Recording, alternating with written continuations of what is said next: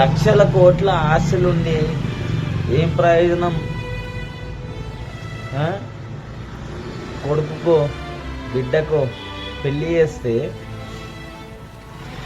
కొడుకుకు పెళ్ళి చేస్తే కోడలు నచ్చది, బిడ్డకు పెళ్ళి చేస్తే అల్లుడు నచ్చడు.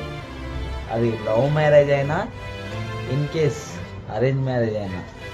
ఎందుకు మరి అట్లా? ఎక్కడ లోపం జరుగుతుంది?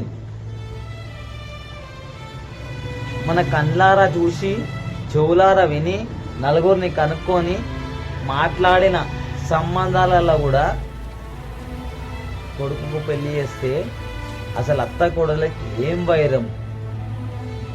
ఏ జన్మలో చేసిన పాపం ఎందుకు పడదు అత్త కోడళ్ళకి?